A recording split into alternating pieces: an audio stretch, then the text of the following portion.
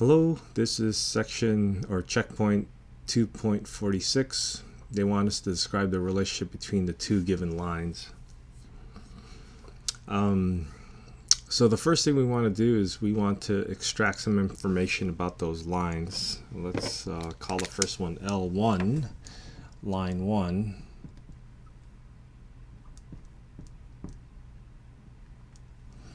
And let's say that's the first one, the top one. The top one has a point that's going to be given by 138. So that's just a point on the line, and more importantly, it has a direction. And those are the coefficients of t. That's -4, 1, -6. That's the information about our first line. Now our second line, let's call this line 2, has a point that's going to be given by 2. Now there's no constant for y, so that's 0. So 2, 0, and -1. And again, more importantly, the direction is going to be given by the coefficients 3, 2, -3. Okay, we have this information between these two lines, and now what we want to do is we want to check a few things. So here's the process. First, we want to check if it's parallel, if they're parallel.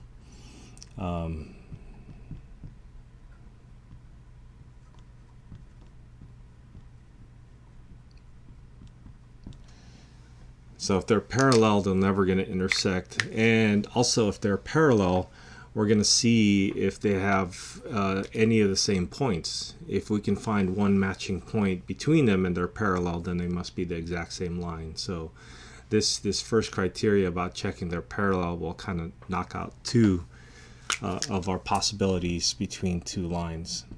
And to check their parallel, we could do a bunch of fancy things like take the cross product, and if the cross product is 0, then it's parallel. But really, it's as simple as checking to see if one of them is a scalar multiple as the other. So we can say, let's call this first one D1 vector, and let's call the second one D2, just to give it a name, correspond with line 1 and line 2. So we want to know, is D1 equal to a scalar multiple of D2? So that's our question, and we'll say -4 is -4 equals alpha times 3. That's what happens in the first component, and we can say there that alpha is equal to -4/3. And now we can check the second component, y, that's 1, is equal to alpha times 2. And here, if you put alpha is equal to -4/3, or if you solve for alpha here, alpha is equal to 1/2. And these two are not equal to each other. So we can stop there and conclude that these are not parallel.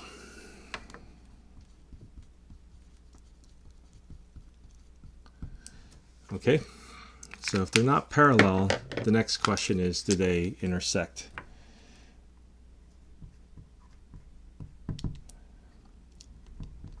And well, let's just say intersect with a question mark and say that's what we're going to check next. And in order to do that, we need to set the components equal to each other. And in this particular problem, you notice that they already have the different parameters s and t. So let's set them equal to each other, our component wise. So we have the first one, 1 minus 4t, and then 3 plus t for the y, and then the z is 8 minus 6t. And then the other functions, or the other line, is going to have a 2 plus 3s with a different parameter s. We have 2s and we have -1 minus 3s. Again, we're going to set them equal to each other. And when we set them equal to each other, we will have 3 equations and 2 unknowns. And we want to check if we can find values for t and s that would give us the same, that would give us a solution. And the one way we could do this is just do it 2 at a time. We can do some, fancy combining things. Let's try just by eyeballing it. I can see this equation and this equation with a 3 and -3, 3s and -3s. It looks like I can, add those 2 equations and see if I'm going to get a value for t. So let's rewrite that. That would be 1 minus 4t is equal to 2 plus 3s, and 8 minus 6t is equal to -1 minus 3s. I suppose I should have combined the constants together, but let's just go along with this. The s's cancel. We have a 9. We have minus 10t is equal to 1, and that gives us -10t equals, I'll subtract the 9, that's -8, so t is equal to 8 over 10, or 4/5. Now let's put that back into one, solve for s, and if we put that for s, we will get, let's see, we have minus 4 times t,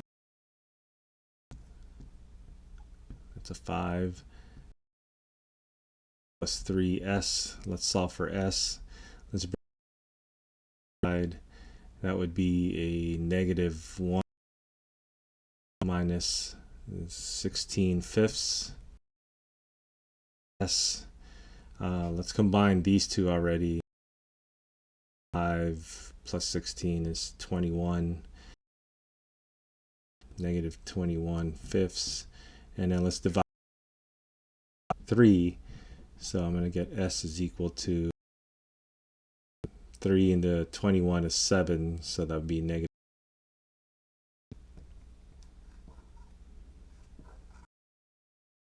T is equal to 4/5, s is equal to 7/5. This equation yet, so let's plug in those values. T is 4/5 times s, which is -7/5. Simplify this, we're going to get -14/5. It's going to be positive, so it's not even going to be equal. Well, let's figure it out. That's 15 plus 4 is 19/5. So not equal.